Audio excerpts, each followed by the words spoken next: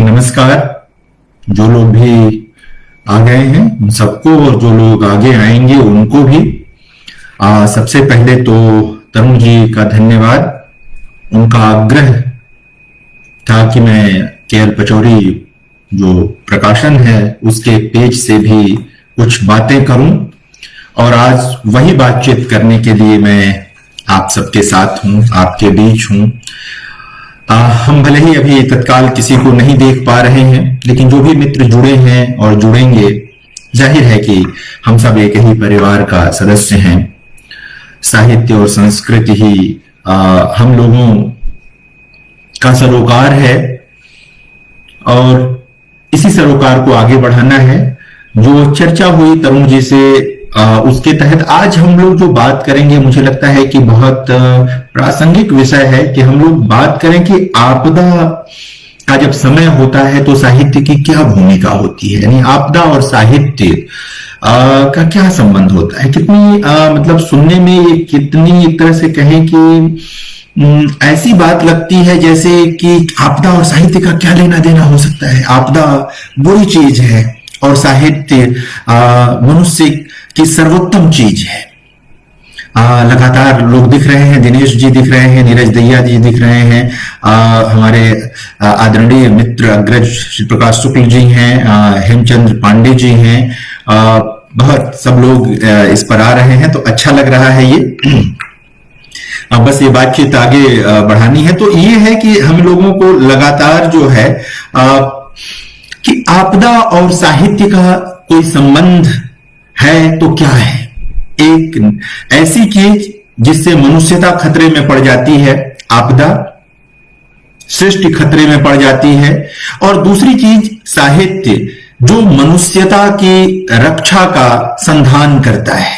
आचार्य शुक्ल कविता के लिए उससे बेहतर सर्वोत्तम परिभाषा क्या हो सकती है जो आचार्य रामचंद्र शुक्ल ने कहा कि कविता शेष सृष्टि के साथ मनुष्य के रागात्मक संबंधों की रक्षा और निर्वाह का साधन है।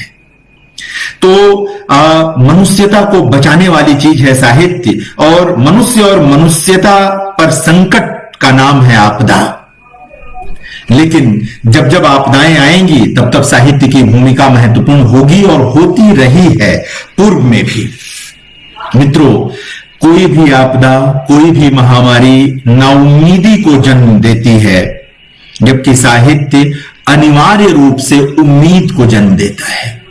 वह साहित्य नहीं हो सकता जहां उम्मीद ना हो। जिन कविताओं को पढ़ते हुए, जिन कहानियों उपन्यासों को पढ़ते हुए, साहित्य की अन्य विधाओं में लिखी गई रचनाओं को पढ़ते हुए आप एकदम मतलब यथार्थ से रूबरू होते हैं और कहीं किसी यथार्थ पर ही वो रचना समाप्त हो जाती है, उसके भी पीछे कोई उम्मीद होती है। यानी कि अगर कोई बुरी चीज है उसके प्रति जब घृणा पैदा कर देता है वही साहित्य, तो वहीं से उम्मीद का जन्म हो जाता है, क्योंकि घृणा समाप्त करके प्रेम को पैदा करना है तो उम्मीद आएगी। तो ये एक संबंध का मामला बराबर बनना चाहिए, रहना चाहिए और याद रखना चाहिए कि इन दोनों में संबंध तो है लेकिन विपरीत का मामला है। एक नाउम्मीदी की चीज है आपदा, साहित्य उम्मीद की चीज है। पहली बात जो मैं कहना चाहता हूं आज की बातचीत के लिए वो ये है। एक बीच में प्रसंग आया था, मैं आपदा और साहित्य पर बात करूं और मैं पुराने साहित्य तक जाऊं, मैं भक्तिकाल तक जाऊं। उसके पहले एक प्रसंग मैं कहना चाहता हूं कि पिछले दिनों तमाम मित्रों ने शिकायत की फेसबुक पर भी, हालांकि फेसबुक पर ही तमाम चीजें आती रहती हैं कि कोरोना काल आया है, आपदा आई है और कविताओं की भीड़ हो गई है। कहानियां भी लोग लिख रहे होंगे, हो सकता है। कविताएं चूंकि छोटे फॉर्मेट में होती हैं इसलिए वो फेसबुक पर आ जाती हैं। तो लोग गहरी निराशा में थे कि ऐसा क्यों हो रहा है कि महामारी का दौर है और ऐसे समय में लोग कविताएं लिख रहे हैं। देखिए, ऐसा है कि ये पहली बार नहीं हुआ है कि कोई आपदा आई हो और लोग साहित्य लिख रहे हों और लगातार लिख रहे हों।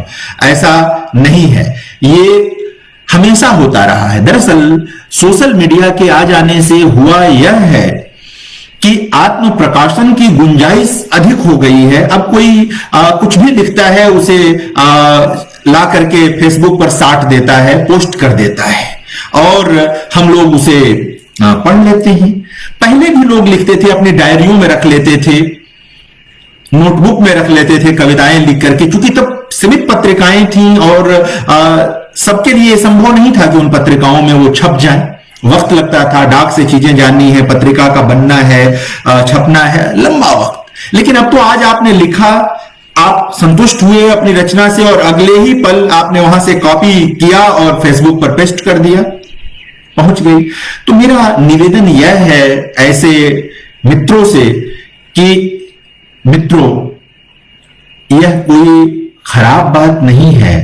कम से कम आपदा के दिनों में लोग साहित्य ही तो लिख रहे हैं, किसी की जेब तो नहीं काट रहे, किसी की हत्या तो नहीं कर रहे हैं। लोग कविता लिख रहे हैं, उन्हीं कविताओं में से कहीं कोई बड़ी चीज भी निकल करके आएगी। संभव है कि हजारों कविताएं जो फेसबुक पर पिछले लगभग 4 महीने में एक तरह से कहें कि छा गई हैं, एकदम अटा पड़ा है फेसबुक का पूरा परिदृश्य, उन्हीं में से 8-10 ऐसी कविताएं निकलेंगी जो 50 साल बाद ये बताएंगी कि इस महादेश में और पूरी दुनिया में एक बड़ा संकट आया था मनुष्यता के ऊपर, जिसका नाम कोरोना था। और उसका प्रत्याख्यान करती हुई कुछ अच्छी कविताएं उन दिनों लिखी गईं जो सोशल मीडिया में प्रकाशित हुई, उनमें से कुछ पत्रिकाओं में भी प्रकाशित हुई। तो मेरा निवेदन यह है कि चूंकि आपदा और साहित्य पर हम विस्तार से जाएंगे, तत्काल ये बात कि इन सब चीजों से निराश नहीं होना चाहिए। ये कोई नकारात्मक चीज नहीं है। हाँ, यदि कर सकते हो तो संकट में पड़े लोगों की मदद भी अगर साथ साथ हो जाए, जितनी भी जिस मात्रा में वो उचित है, हम लोगों को करना चाहिए। ठीक है ना मित्रों, यह भी सही है कि आपदाएं, महामारियां मनुष्य को खोखला करती हैं, लेकिन दुनिया की कोई भी औषधि जो मन का टूटना है उसको ठीक नहीं कर सकती। जो मन की व्याधियां हैं उसको नहीं ठीक कर सकती वो औषधियां, उनको तो साहित्य ही ठीक करेगा। इसलिए पीछे एक व्याख्यान में मैंने एक वाक्य का प्रयोग किया था, बाद में मैंने अपने फेसबुक पर भी उसका इस्तेमाल किया था और तमाम मित्रों ने उसका स्वागत किया था। मैं आज आपदा और साहित्य पर बात करते हुए उसे दोहराना चाहता हूं कि आपदाएं और तमाम चीजें जब आती हैं तब यह सिद्ध होता रहा है कि विज्ञान तन की औषधि है और साहित्य मन की औषधि है। साहित्य की जगह आप चाहें तो कला शब्द का प्रयोग कर सकते हैं कि कला मन की औषधि है। कलाएं हमारा विरेचन करती हैं और पुनः पुनः हमें खड़ा कर देती हैं। हम जो पीछे टूटे होते हैं वो सब छूट जाता है और हम लोग खड़े हो जाते हैं, आगे बढ़ जाते हैं जीवन में। ये एक बड़ा मसला है, इसे याद रखने की जरूरत है।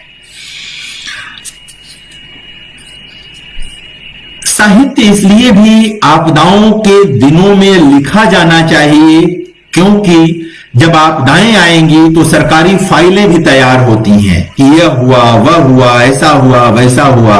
लेकिन जब वक्त बीत जाता है तो सरकारी फाइलें काम नहीं आती, साहित्य काम आता है। आज भी प्लेग को समझने के लिए अल्बेयर कामू का उपन्यास बार बार क्यों उद्धृत किया जा रहा है, ये हमें सोचना चाहिए।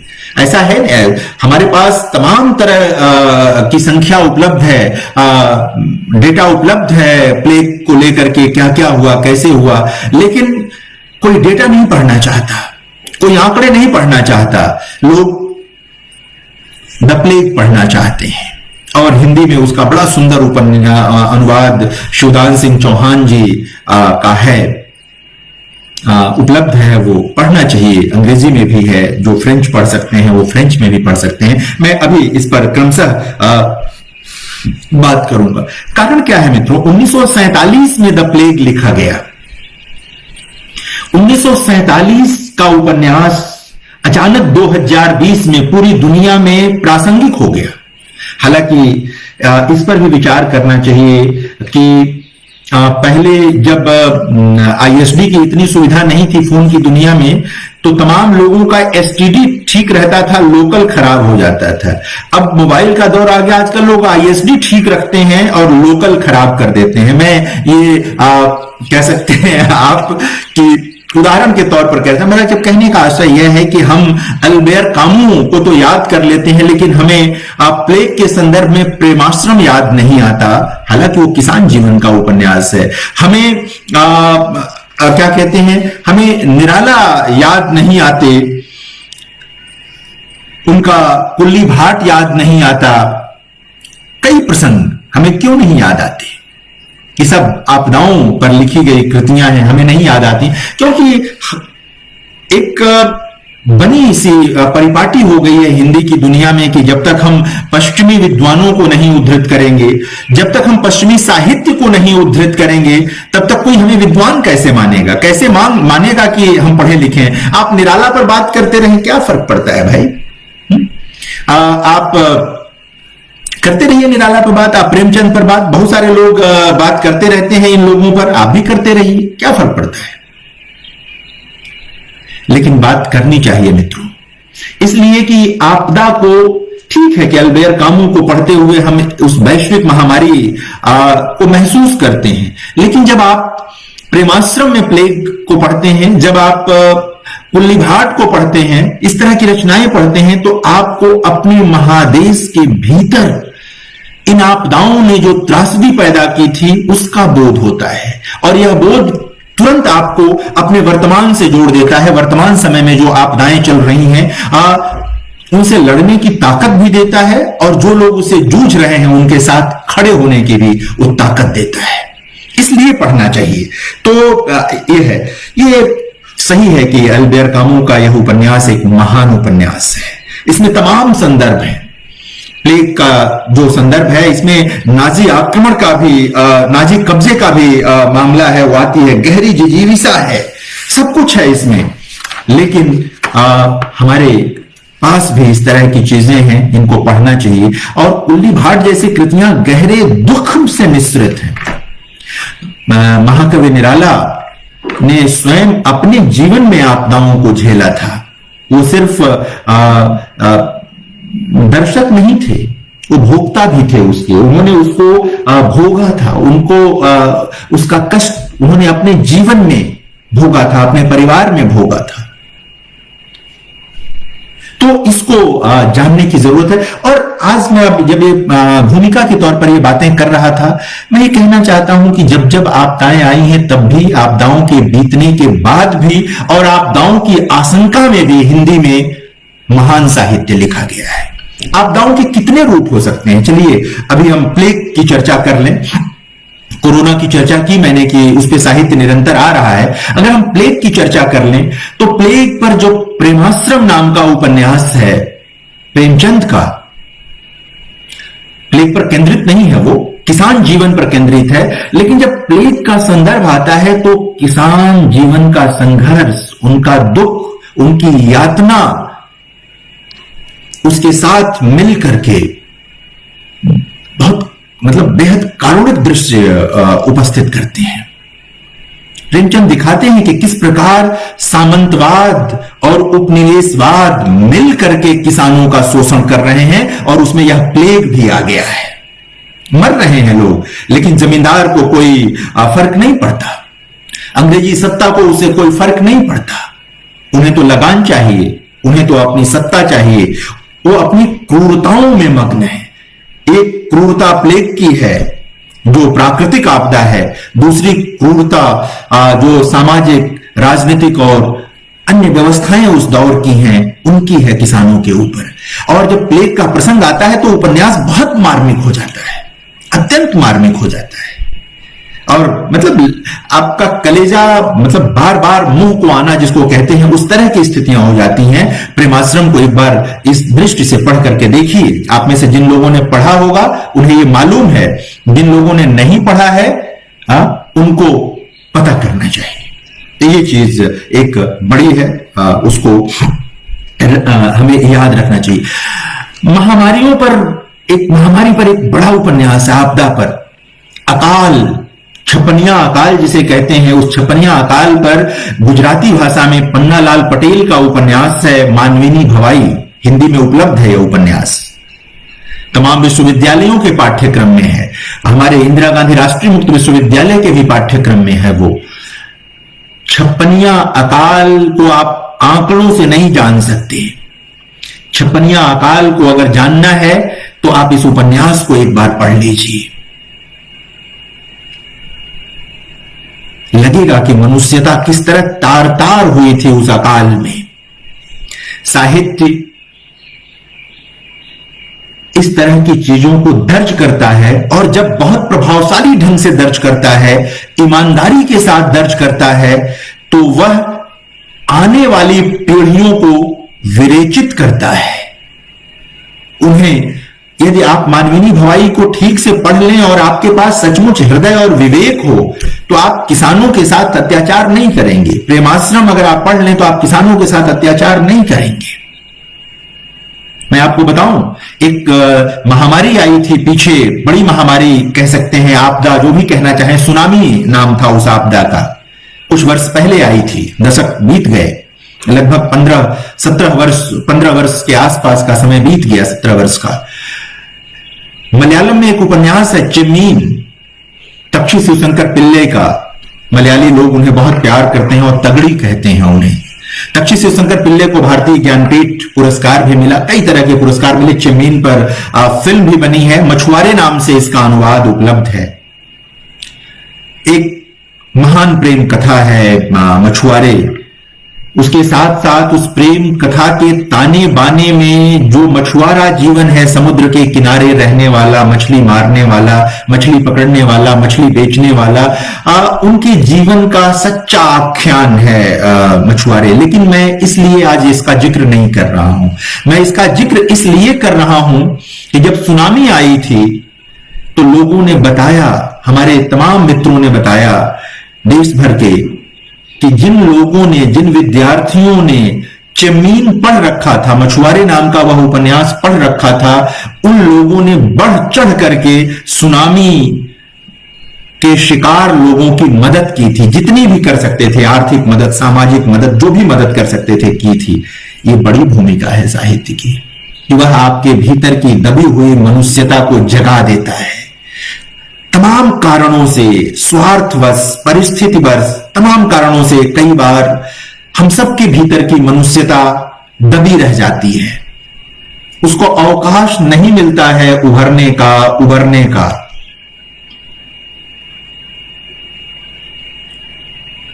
साहित्य उसे उभार देता है, उसे उबार देता है। ये एक कोई मामूली भूमिका नहीं है। बहुत सारी चीजें लिखी गई हैं। जो 1942-43 का समय है, बंगाल के अकाल का, बांग्ला भाषा में तो उसमें बहुत कुछ लिखा गया है। हिंदी में भी रांगे राघव का जो रिपोर्टाज है, एक बार पढ़िए, देखिए उसको। बंगाल के अकाल को आंकड़ों से भी आप समझ सकते हैं, लेकिन उससे कहीं अधिक आप महसूस करेंगे रांगे राघव को पढ़ते हुए। नागार्जुन की कविता पढ़िए अकाल को लेकर, देखिए तड़प उठती है भीतर से।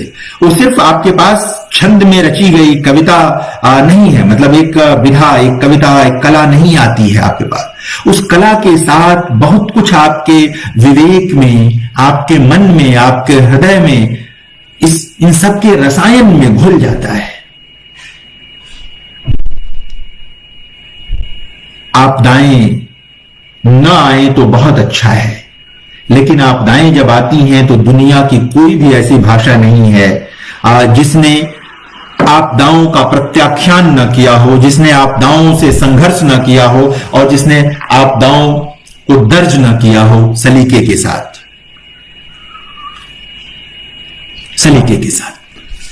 तो इनको देखने की मैं आपको एक और आपदा की याद दिलाऊं, निकट अतीत की आपदा है। 1998 में कैलाश मानसरोवर जाने वाले यात्रियों पर पहाड़ खिसक आया था।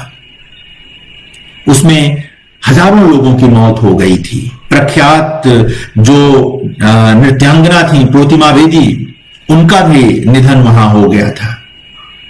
मैं उन दिनों, ये संयोग है कि प्राध्यापक के रूप में उसी धारचूला के इलाके में काम कर रहा था। मैंने अपनी आंख से वो त्रासदी देखी, मतलब जब शव लाए गए वो देखा और तमाम तरह की चीजों को महसूस किया। और मैं आपको याद दिलाऊं कि उस दौर में बहुत मार्मिक कविताएं आई उस आपदा को लेकर। लोग भूल जाते हैं आपदाओं को, साहित्य हमें उन आपदाओं की याद दिलाता है और सचेत करता है कि हमें सृष्टि के साथ खिलवाड़ नहीं करना चाहिए, हमें प्रकृति के साथ खिलवाड़ नहीं करना चाहिए, हमें प्रकृति के साथ छेड़छाड़ नहीं करनी चाहिए। जो अगर हम ऐसा करेंगे तो आपदाओं को दावत देंगे। हमको अपने अतीत से सीखना चाहिए। पहाड़ों को अगर नहीं छेड़ा जाता इतना तो कैलाश मानसरोवर के यात्रियों के साथ वो दुर्घटना नहीं होती। पहाड़ों पर जो आग लग रही है, तमाम चीजें हैं, ये आपदाओं को आमंत्रित करना है। नदियों के साथ जो छेड़छाड़ है, ये सब आपदाओं को आमंत्रित करना है, आमंत्रित करना है। हम इससे बच नहीं सकते। आपदाओं पर लिखा साहित्य हमें अपने वर्तमान और भविष्य के लिए सचेत करता है कि हमें प्रकृति के साथ सामंजस्य बनाने की कोशिश करनी चाहिए। अगर हम प्रकृति के साथ सामंजस्य नहीं बनाएंगे तो प्रकृति भी हमें छोड़ेगी नहीं। वो चुप है, वो कहती नहीं है। कभी हम प्रकृति की बात सुनना ही नहीं चाहते। हम नहीं सुनना चाहते कि नदियां क्या कह रही हैं, हम नहीं सुनना चाहते कि समुद्र क्या कह रहे हैं, पहाड़ क्या कह रहे हैं, ये हवाएं क्या कह रही हैं। लेकिन जिस दिन नदियां विकराल रूप ले लेती हैं, हमें समझ में आता है। जिस दिन सुनामी आ जाती है, हमें समझ में आता है। जिस दिन पहाड़ खिसक जाते हैं, हमें समझ में आता है। लेकिन तब तक तो देर हो चुकी होती है। यह कोरोना भी हमें बहुत कुछ सिखा कर जा रहा है। सही है कि मनुष्यता पर एक बड़ा संकट आया है। हम आप किसी से हाथ नहीं मिला सकते, आप किसी से गले नहीं मिल सकते, आप लोग अब मतलब करीब नहीं जाना चाहते किसी के। मुशीर बद्र ने कभी लिखा था कि ये नए मिजाज का शहर है, जरा फासले से चला करो। अब ये नए मिजाज का, अति नए मिजाज का शहर, दुनिया, गांव, शहर वहर क्या, पूरी सृष्टि ही अब नए मिजाज की हो गई है। कोई किसी के गले नहीं लगना चाहता, कोई किसी से हाथ नहीं मिलाना चाहता। कोई नहीं जानता कि मृत्यु किस रूप में इंतजार कर रही है, यह आपदा किस रूप में आपका इंतजार कर रही, कोई नहीं जानता। इस दौर का साहित्य आने के लिए सचेत, आगे आने वाले समय के लिए हमें सचेत करेगा। लेकिन यकीन जाए, हमें लगता है कि कोरोना के साथ बहुत सारे व्यवहार बदलेंगे अगले कुछ वर्षों में, आचरण बदलेगा कुछ वर्षों में। हमारा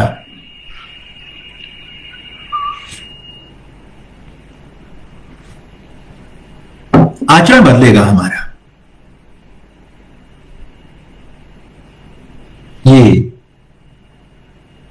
मामूली बात की तरह इसको नहीं लेना चाहिए हमें। देखिएगा, सारे मतलब एक नए ढंग का मतलब भेदभाव भी पैदा करेगा ये कोरोना समाज में। कई लोग अपने भीतर की कुत्सा को अब इसी से शांत कर लेंगे। साहित्य कम से कम इसका प्रत्याख्यान कर रहा है और वो चाहता है कि ये स्थितियां बदलें। बहुत संघर्ष के बाद ये दिन आया है कि लोग अब किसी से गले मिलते हुए संकोच नहीं करते हैं। यह लोकतंत्र की बड़ी उपलब्धि है। यह सामाजिक, सांस्कृतिक, राजनीतिक उपलब्धि है। कोरोना हमसे छीन न ले जाए ये आपदा। ये साहित्य की जिम्मेदारी है कि वो लगातार हमें सचेत करे, हमें बचाए और कि हम लोग बने और बचे रहें। ये एक बड़ा मसला है, इसको याद रखना होगा। मैं आपको याद दिलाऊं कि जब आपदा का समय था प्रेमचंद के समय में, तो प्रेमचंद ने अपने समय के एक बड़े संपादक मुंशी दया नारायण निगम को एक पत्र लिखा था और उस पत्र में उन्होंने यह जानना चाहा था कि कानपुर और उसके आसपास ये किस तरह फैल रहा है। दया नारायण निगम कानपुर में रहते थे, यानी कि प्रेमचंद सिर्फ प्रेमाश्रम में नहीं दर्ज कर रहे थे, लगातार उनकी चिंता थी कि लोग इससे कितना प्रभावित हो रहे हैं, कितना दुख फैल रहा है। जाहिर है कि ये न फैले, इसकी शुभकामना, इसकी मतलब उनके मन में थी, लेकिन वो जानकारी लगातार रख रहे थे, लगातार उसको लोगों से पता कर रहे थे। आज की तरह का नहीं था कि हमने मोबाइल उठाया और फोन कर लिया, पता कर लिया। चिट्ठियां जाती थी, चिट्ठियां आती थी, और कितनी गहरी संलग्नता होती होगी कि एक आदमी बैठता है, चिट्ठी लिखता है, एक दूसरे के पास वो चिट्ठी पहुंचती है, फिर वह उसी संलग्नता से उस चिट्ठी को पढ़ता है या पढ़ती है और फिर उसका जवाब देने का मामला आता है। तो ये चीज जो है, ये जो नया समय आया है, इससे प्रभावित और परेशान नहीं होना चाहिए। जब प्लेग का समय था तब भी बहुत सारे शहरों में अलग अलग बाजार खुले थे। मैं मूल रूप से जिस जगह का रहने वाला हूं, देवरिया गोरखपुर, वहां पर 1902 में प्लेग के समय में एक बाजार खोला गया था। इस समय वहां पर रेलवे का इंस्टीट्यूट है। 1908 में भी खोला गया था और देहरादून में भी खोला गया था। याद रखिएगा कि मंटो के वहां भी आपदाओं पर लिखा गया। बल्कि मैं तो भारत के विभाजन को भी एक आपदा की तरह देखता हूं, बड़ी आपदा की तरह देखता हूं। वो भी एक महामारी थी, ठीक ठीक वो प्राकृतिक महामारी नहीं थी, वो राजनीतिक महामारी थी। एक ही व्यक्ति की एक आंख इधर रह गई, एक आंख उधर चली गई। एक व्यक्ति, दो आंखें मुकम्मल बनाती हैं, एक इधर एक उधर चली गई, तो वो भी एक आपदा थी।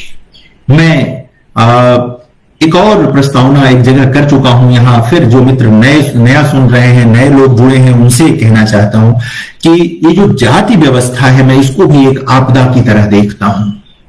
मैं पितृसत्ता को भी एक आपदा की तरह देखता हूं और मेरा मानना है कि यदि जाति व्यवस्था को हम आपदा की तरह देखेंगे और भक्ति काल की कविता को पढ़ेंगे तो हमें बिल्कुल नए अर्थ मिलेंगे। महान कविता है भक्ति की, सिर्फ वो भक्ति का एक उसका बड़ा संदर्भ है, उसे रखें, उसे जोड़े रखें, लेकिन उसके साथ अगर देखेंगे तो शायद हमें नया भारत बनाने में बड़ी मदद मिलेगी। इसी तरह पितृसत्ता को आपदा मानेंगे तो मीरा की कविता का जो एक आध्यात्मिक पक्ष है वो तो है, उसका एक जो दूसरा पक्ष है वो भी सामने आएगा, आधी आबादी का पक्ष और भी तमाम। तो मैं इसको भी देखता हूं। बाढ़ की आपदाएं लगभग प्रतिवर्ष आती रहती हैं। इन दिनों भी एक तरफ कोरोना है और कुछ इलाकों में बाढ़ आ गई है देश में। तमाम आपको रचनाएं याद आ रही होंगी,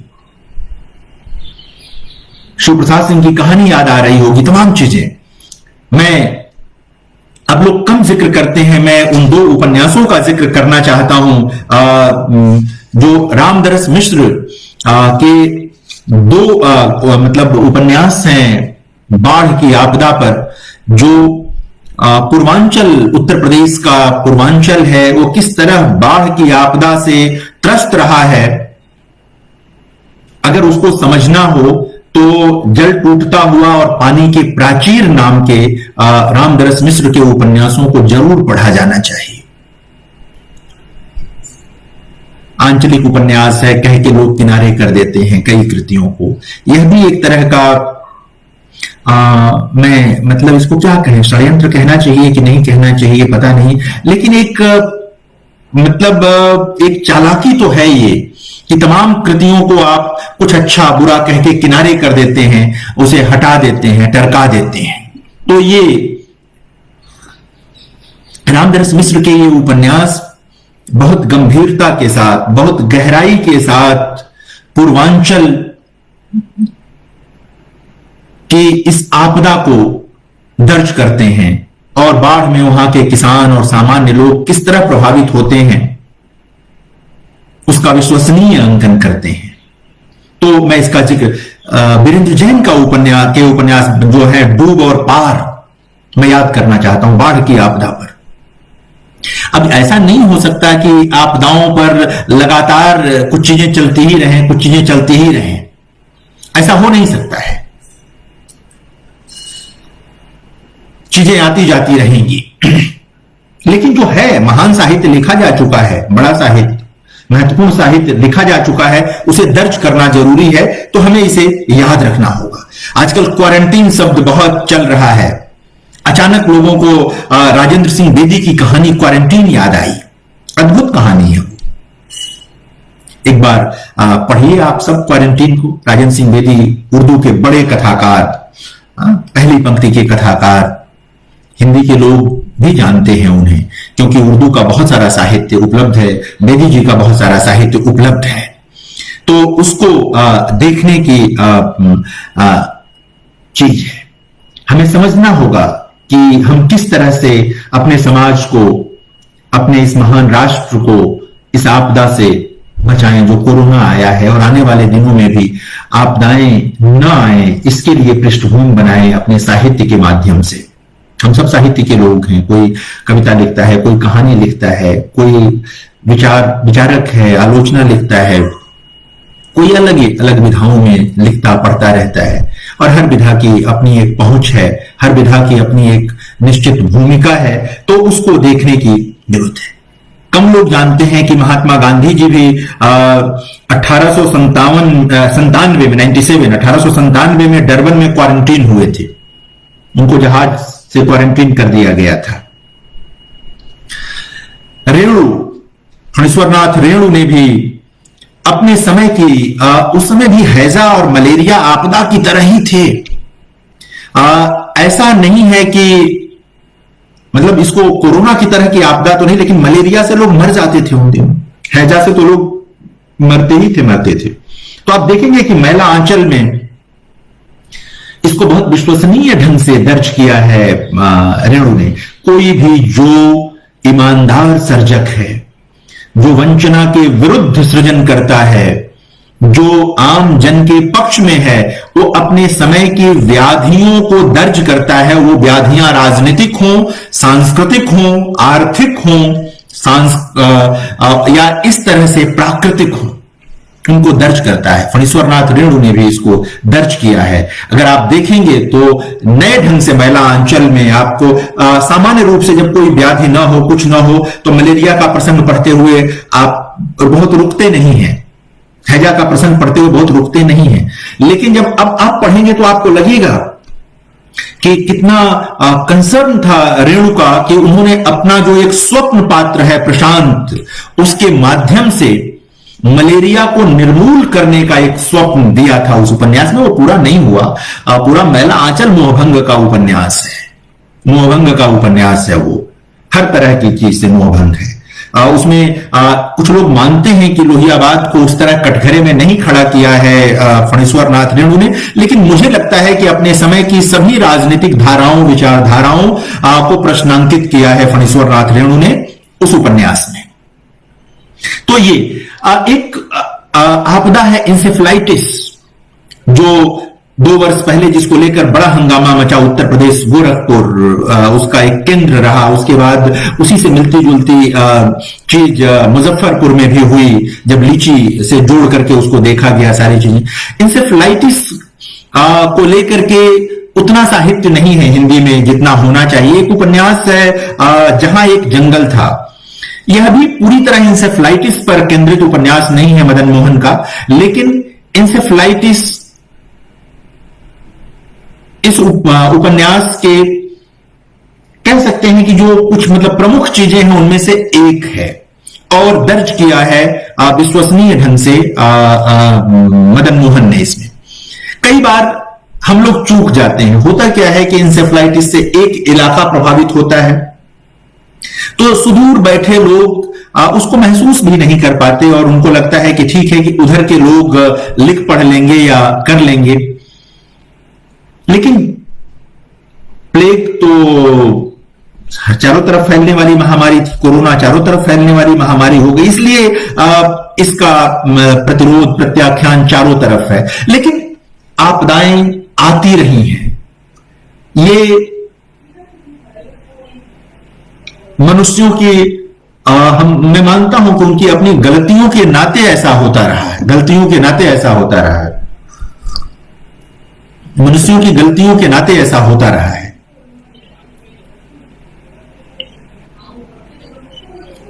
हमें उन गलतियों को सुधारना है और इसके रास्ते साहित्य ही बताएगा, साहित्य ही है जो हमें बचाएगा। सारी चीजें हैं।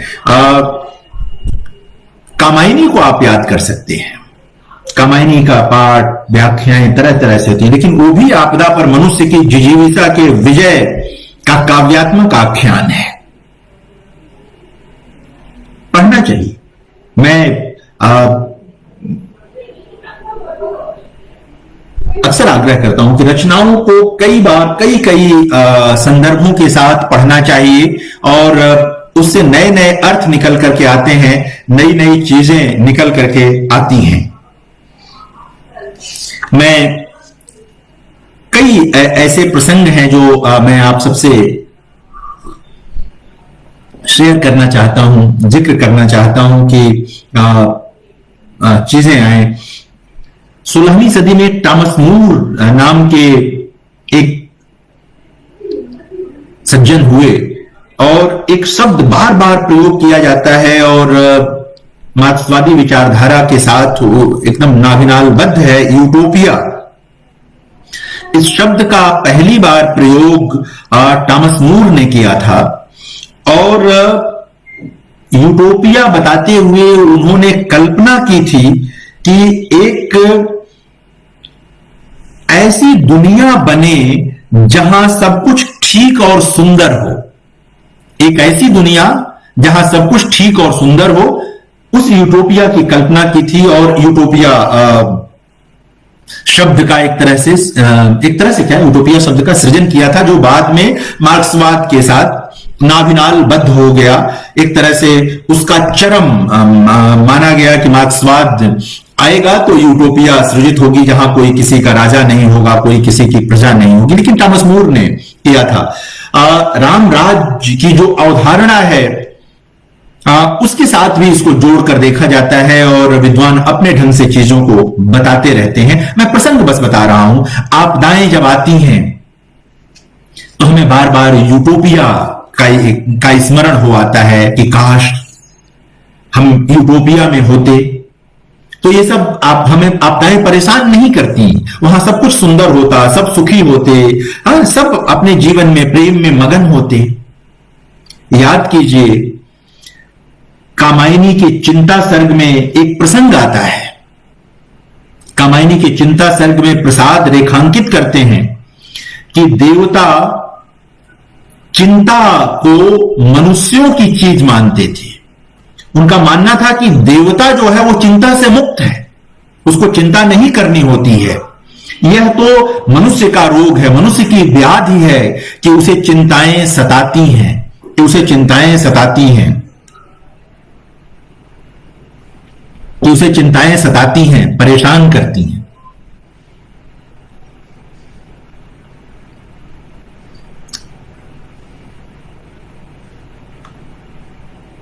और जाहिर है कि मनुष्य की चिंता है कि व्याधि सताएगी उसको, व्याधियां उसको परेशान करेंगी ही करेंगी।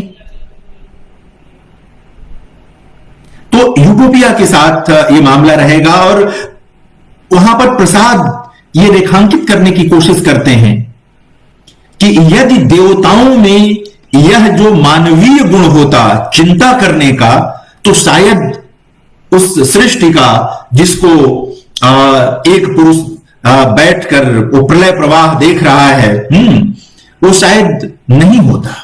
एक बचता है मनु जो प्रलय प्रवाह देख रहा है। तो चिंता को बहुत दार्शनिकता के साथ प्रस्तुत करते हैं, एक आधुनिक विचार बोध की तरह प्रस्तुत करते हैं प्रसाद उसमें। और मेरा ये मानना है कि यदि चिंता अपने वास्तविक रूप में मनुष्यों के पास रहे तो आपदाएं नहीं आएंगी। हम चिंताओं को किनारे कर देते हैं और सफलता की दौड़ में लग जाते हैं। कभी व्यक्तिगत सफलता, कभी सांस्थानिक सफलता, कभी राष्ट्र की सफलता, हम ये भूल जाते हैं कि इसमें हम अपने ही समाजों को खतरे में डाल रहे हैं। कोरोना जहां से भी निकल करके आया है, जाहिर है कि वो सफलता की अंधी दौड़ में कहीं पैदा हुआ है और उसने पूरी सृष्टि को खतरे में डाल दिया है। हम ऐसी सफलताओं का क्या करेंगे? कल्पना कीजिए कि एक दिन ये पूरी पृथ्वी ऐसी ही पड़ी रहे और कोई मनुष्य ही न रह जाए। वो सत्ता किसके लिए होगी? किसके लिए होगी वो सत्ता? उस सत्ता का मतलब क्या होगा? उस परिधि का मतलब क्या होगा? ये परिधियां भी तभी तक प्रासंगिक हैं अपनी सीमाओं के साथ, अपनी तमाम मुश्किलों के साथ, जब तक हम मनुष्य हैं, मनुष्यता है। हम इन परिधियों के इर्द गिर्द चलने वाले तमाम प्रसंगों को प्रेम से निपटा सकते हैं। घृणा वहां जरूरी चीज नहीं होनी चाहिए, नहीं होनी चाहिए। तो ये एक बड़ा मसला है जो हमको लगता है कि यहां से हमको देखना चाहिए कि किस तरह से हम अक्सर अपनी दिनचर्या में व्यस्त रहने वाले लोग हैं, दिनचर्या से बाहर सोचते ही नहीं, जबकि हर मनुष्य दिनचर्या से बाहर सोच सकता है। और कवि, साहित्यकार, कलाकार तो अनिवार्य रूप से सोचता ही सोचता है। तो आपदा के समय में साहित्य की भूमिका बहुत बड़ी हो जाती है। वो एक साथ उस कठिन समय में आत्मबल देता है और आने वाले दिनों के लिए हमें तैयार करता है। इसलिए आपदाओं के दिनों में जो साहित्य लिखा जाए वह कोरा चित्रण नहीं होना चाहिए कि टेलीविजन समाचार में जो मिल रहा है आपने उसे कविता में उतार दिया। नहीं, समाचार के पीछे जो है उसको लाइए कविता में, जो घृणास्पद है उसको लाइए कविता में, कहानी में, उपन्यास में।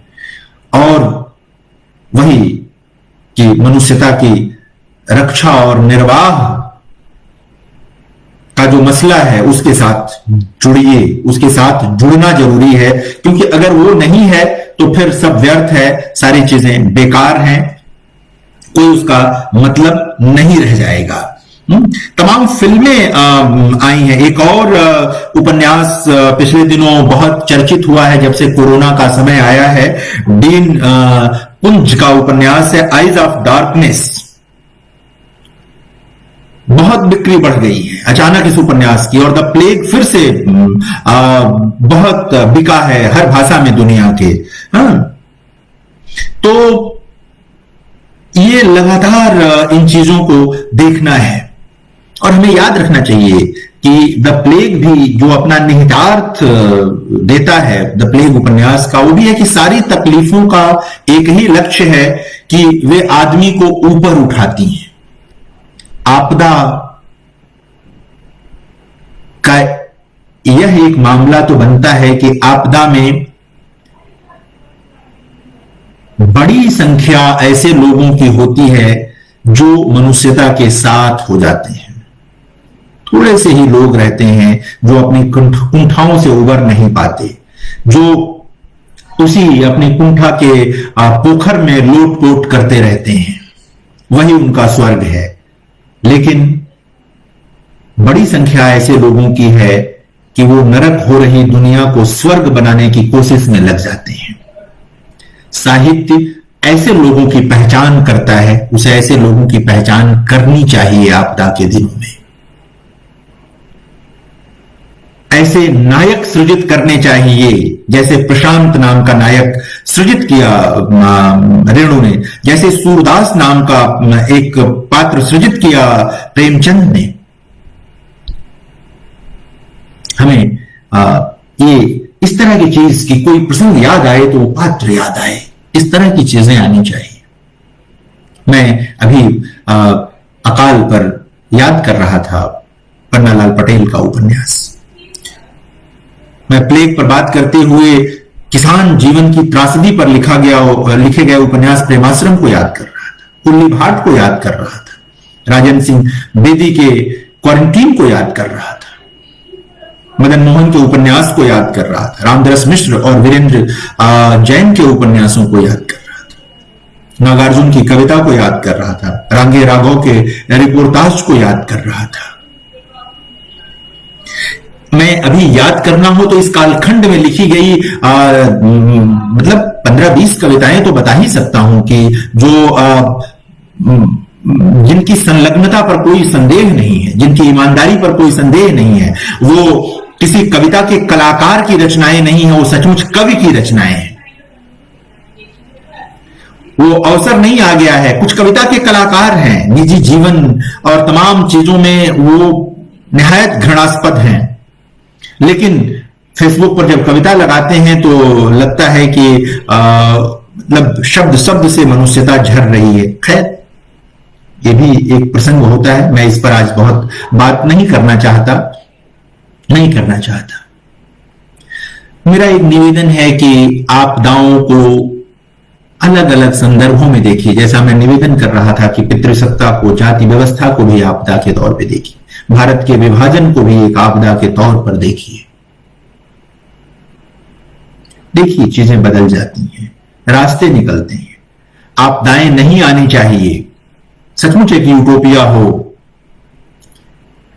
बहुत अच्छा है, लेकिन यह संभव नहीं है।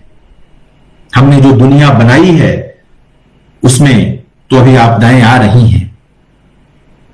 अब इनसे निकलने के रास्ते भी हम ही को ढूंढने हैं। वो साहित्य भी देगा, वो विज्ञान भी देगा। इसीलिए मैं गणित को तो साहित्य का विलोम बार बार कहता हूं, लेकिन विज्ञान को मैं साहित्य का विलोम नहीं मानता। मेरा मानना है कि साहित्य और विज्ञान एक दूसरे के पूरक हैं, दोनों एक दूसरे के पूरक हैं। हाँ, एक तन को ठीक कर देता है, एक मन को ठीक कर देता है। जिसका तन खराब होगा उसका मन अच्छा नहीं रह सकता, और जिसका मन, इसलिए दोनों का ठीक रहना बहुत जरूरी है। दोनों का ठीक रहना बहुत जरूरी है। साहित्य मन ठीक भी कर दे और तन काम न कर पाए तो कैसे चलेगा। इसलिए तन और मन की यह जो जुगलबंदी है वो विज्ञान और साहित्य के संयोग से ही संभव है। इसलिए कभी भी विज्ञान को साहित्य का विलोम नहीं मानना चाहिए। कि तमाम लोग जो साहित्य की दुनिया के हैं, भावुकता में, आवेग में विज्ञान की आलोचना करते रहते। नहीं, विज्ञान जो कर सकता है वो साहित्य नहीं कर सकता, और जो साहित्य कर सकता है वो विज्ञान नहीं कर सकता। इसलिए दोनों साथ साथ चलें तो शायद सृष्टि का भला होगा। हम लोग शायद निरंतर आगे बढ़ेंगे और सारी चीजें हमारी होती चली जाएंगी। तमाम संदर्भ मेरे पास और भी हैं आपदा को लेकर बात करने के लिए। मैं चाहता था मूल रूप से कि कुछ उपन्यासों का जिक्र करूं, कुछ कहानियों का जिक्र करूं, कुछ कविताओं का संदर्भ लूं, कुछ साहित्यिक कृतियों का संदर्भ लूं, और जो भी मित्र अभी जुड़े हुए हैं यहां पर उनसे चर्चा करूं कि साहित्य ने हर कालखंड में अपनी भूमिका का ईमानदारी से निर्वहन किया है। साहित्य कभी छेड़छाड़ नहीं करता है, वो कर ही नहीं सकता। अगर वो ऐसा करता है तो साहित्य नहीं होगा। प्रेमचंद ने कहा था ना कि साहित्य तो स्वभाव से प्रगतिशील होता है, उसके आगे प्रगतिशील लगाने की क्या जरूरत है। अगर वो प्रगतिशील नहीं है तो साहित्य नहीं है। इसीलिए मैं बार बार निवेदन करता हूं कि प्रगतिशीलता किसी विचारधारा का पर्याय नहीं है, वो अग्रगामिता का पर्याय है। अग्रगामिता का पर्याय है। जो अग्रगामी है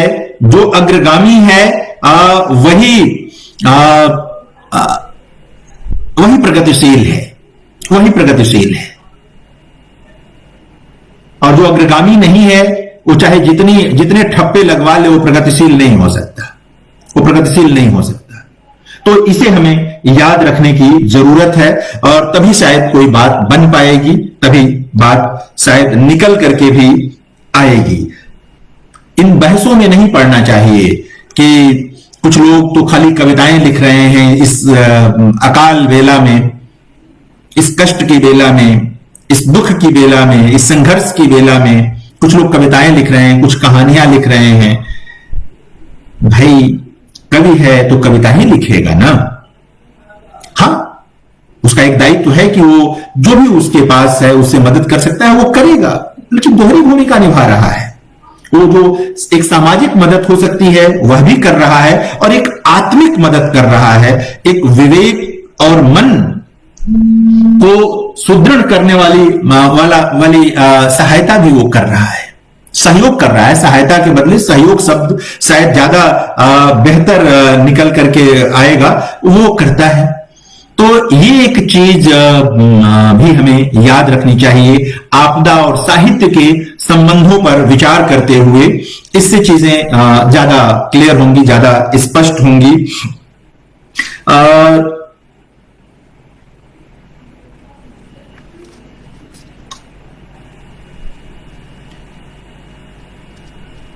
सामान्यतः क्या होता है कि जब आपदाएं आती हैं तो जो सरकारी मशीनरी है वो भौतिक सुविधाओं पर अधिक ध्यान देती है, तो बहुत जरूरी चीज है।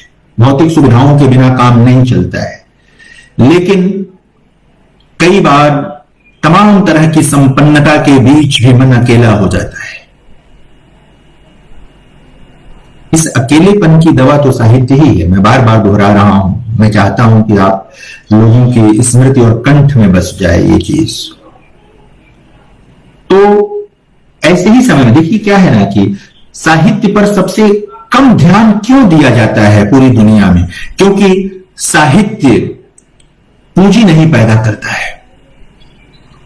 साहित्य पूंजी नहीं पैदा करता है। वो पल्प लिटरेचर के लोग हैं जो कुछ लाख प्रतियां बेच लेते हैं, कर लेते हैं, उस साहित्य से कोई बहुत फर्क नहीं पड़ता, कोई फर्क नहीं पड़ता। वो आप पढ़ के मनोरंजन कर लेते हैं, वो कोई अवसर ही नहीं है। वो बस मतलब क्षणिक आवेग को संतुष्ट करने वाली चीजें हैं, या क्षण भर का जो सुख है वो देने वाली चीजें हैं वो। लेकिन स्थायी सुख जो मन का है वो तो अच्छे साहित्य से ही निकल करके आएगा। तो सरकारों से तो ये उम्मीद नहीं कर सकते आप कि वो साहित्य उपलब्ध कराएंगी। आज तक नहीं कराया। किसी सरकार ने कोई उदाहरण याद नहीं आता जिसने साहित्य इस तरह उपलब्ध कराया हो या साहित्य निकल करके आया हो। यह तो हमारा और आपका ही दायित्व है कि हम उन्नत साहित्य उपलब्ध कराएं, तभी कोई चीज बनेगी और आगे जाएगी। हम लोग रोबोट नहीं हैं, हाड़ मांस के मनुष्य हैं। हमारे पास तन है तो मन भी है। आपदा और साहित्य पर विचार करते हुए जो सबसे बड़ा सूत्र है वो यही है कि तन की रक्षा भी जरूरी है और मन की रक्षा भी जरूरी है। दोनों में से कोई एक बचाकर आप बहुत कुछ खो देते हैं। दोनों को बचाना जरूरी है। सिर्फ अपना नहीं, जिसको आप अपना मानते हैं उसका भी, जिसको आप अपना नहीं मानते हैं उसका भी। कई बार भूमिकाएं बृहत्तर हो जाती हैं, उनका कोई कारण निकल करके नहीं आता है। आप तर्क पर तलाशेंगे तो कोई कारण सिद्ध नहीं होगा, लेकिन भूमिका बन जाती है। जैसे इसी कालखंड में बन गई है लोगों की। जैसे भी मदद हो कर दीजिए, जैसे भी मदद हो लोगों के साथ आ जाइए। तो ये चीजें निकल करके आ गई हैं। तो मित्रों, आपदा निश्चित तौर पर दुखद चीज है। अगर प्रार्थना से कोई चीज बनती हो तो मैं इसी क्षण ये प्रार्थना करना चाहूंगा कि सृष्टि में इसके बाद कोई दूसरी आपदा ना आए। लेकिन सिर्फ प्रार्थना से कुछ नहीं होगा। पूरी दुनिया को यह विचार करना होगा कि हम प्रकृति के साथ छेड़छाड़ न करें, हम प्रकृति को जीतने की कोशिश न करें, प्रकृति के साथ साहचर्य की कोशिश करें, प्रकृति के साथ जो रहने का सुख है उसे अर्जित करें, रहने का सलीका पैदा करें, शऊर पैदा करें। हमें लगता है कि जिस दिन हमने ये कर लिया उस दिन आपदाएं अपने आप भाग जाएंगी, आपदाएं दूर चली जाएंगी, क्योंकि हम वैज्ञानिक रूप से बहुत संपन्न हो चुके हैं। हम छोटी मोटी चीजों का निदान निकाल लेंगे, कर लेंगे। अंतिम बात जो आज के लिए मैं करना चाहता हूं आप लोगों से, कि आपदाएं आती हैं अवसादग्रस्त कर देती हैं। साहित्य आता है, हमें अवसाद से मुक्त कर देता है। जिस जीवन में अंधेरा छाया छाया लगता है, उसी जीवन में प्रकाश की किरणें फूटने लगती हैं, उजाला दिखने लगता है। जिन अधरों से हंसी चली जाती है, उन्हीं अधरों पर उजली हंसी आ जाती है। ये बड़ी भूमिका है साहित्य की। उन्हीं आपदा वाले दिनों में, उन्हीं मनुष्यता के खतरे वाले दिनों में मेरा यह मानना है मित्रों कि आपदा जो आई है यह चली जाएगी, लेकिन आपदा के कारण यह जो दूरी आ गई है कि अब हम किसी से गले नहीं मिलना चाहते, किसी से हाथ नहीं मिलाना चाहते, इस दूरी को साहित्य ही मिटाएगा। वो आत्मबल साहित्य ही देगा कि लोग फिर गले लगने लगें, फिर लोग हाथ मिलाने लगें। ये होगा क्योंकि पूर्व में हुआ है कि जब जब आपदाएं आई हैं, तब तब साहित्य ने मनुष्यता की रक्षा की है, अपनी भूमिका निभाई है। मैं